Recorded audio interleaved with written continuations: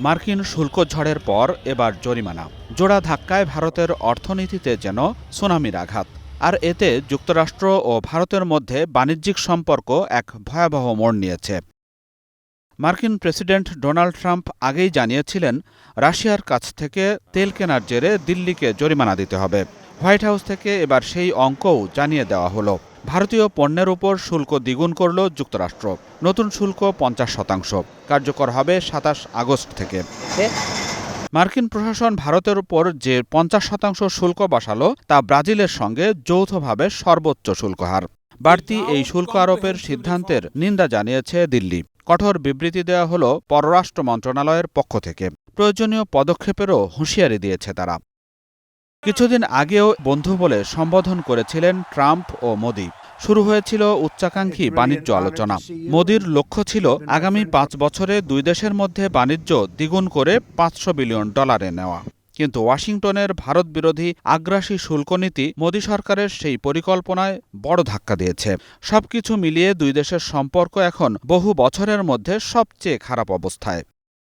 কানাডাভিত্তিক গবেষণা প্রতিষ্ঠান Asia Pacific ফাউন্ডেশনের মাইকেল কুগেলম্যান বলেন, ট্রাম্পের কঠোর পদক্ষেপ ভারতের অর্থনীতিতে শক্ত প্রভাব ফেলতে পারে। যুক্তরাষ্ট্র ভারতীয় পণ্যের শীর্ষ রপ্তানি গন্তব্যগুলির মধ্যে একটি। বেশ কিছুদিন ধরেই এই মর্যাদা ধরে রেখেছে দিল্লি। তাই মার্কিন নতুন পদক্ষেপ ভারতের অর্থনীতিতে কিছু উল্লেখযোগ্য ক্ষতিকারক প্রভাব ফেলতে পারে। তা সত্ত্বেও ভারতের অর্থনীতি বিশ্বের দ্রুততম বর্ধনশীল প্রধান অর্থনীতি। এটি বিশ্বের বৃহত্তম অর্থনীতিগুলোর মধ্যে একটি এবং এটি কার্যকরভাবে একটি রপ্তানি বৈচিত্র্য নীতি অনুসরণ করতে সক্ষম হয়েছে। বিশ্লেষকরা বলছেন, এই শুল্ক কেবল বাণিজ্য নয়, এর পেছনে রয়েছে ভিন্ন রাজনৈতিক বার্তাও, যার প্রভাব পড়বে ভারতীয় জাতীয় রাজনীতির ওপর।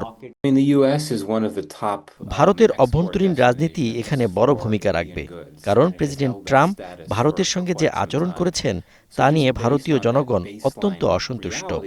ভারত সরকার বহু অবৈধ ভারতীয় শ্রমিককে ফিরিয়ে নিয়েছে। তাদের যুক্তরাষ্ট্র থেকে বিমানযোগে ফিরিয়ে আনা হয়েছে। কারো কারো হাতকড়াও পরানো ছিল। এটা ভারতের সরকারের জন্য রাজনৈতিকভাবে অত্যন্ত ঝুঁকিপূর্ণ একটি পদক্ষেপ। ফলে এটা স্পষ্ট যে এই বাণিজ্যিক উত্তেজনার মধ্যে ওতপ্রোতভাবে জড়িত ভূ রাজনৈতিক টানাপোড়েনও। সম্প্রতি ভারত পাকিস্তান সংঘাত বন্ধের কৃতিত্ব ট্রাম্প দাবি করলেও ভারত জানায় এতে মার্কিন প্রেসিডেন্টের কোনো ভূমিকা ছিল না। পাকিস্তান উল্টো কৃতিত্ব স্বীকার করে নোবেল পুরস্কারে মনোনীত করে তাকে। শুধু তাই নয়, ভারত চীনের সঙ্গেও সম্পর্ক উন্নয়নের চেষ্টা করছে, যাকে স্বাভাবিকভাবেই সুনজরে দেখছে না যুক্তরাষ্ট্র। এর মধ্যেই আগামী 31 আগস্ট চীনে অনুষ্ঠিত হতে যাওয়া সাংহাই কোঅপারেশন অর্গানাইজেশন SCO এর সম্মেলনে যোগ দেবেন নরেন্দ্র মোদি। এই পরিস্থিতিতে বড় প্রশ্ন, রাশিয়ার প্রতি দীর্ঘদিনের নির্ভরতা রেখেই ভারত কি যুক্তরাষ্ট্রের সঙ্গে সম্পর্ক বজায় রাখতে পারবে? আপাতত সেই চেষ্টাই করতে দেখা যাচ্ছে মোদি সরকারকে। Nazmus Sakib, Star news.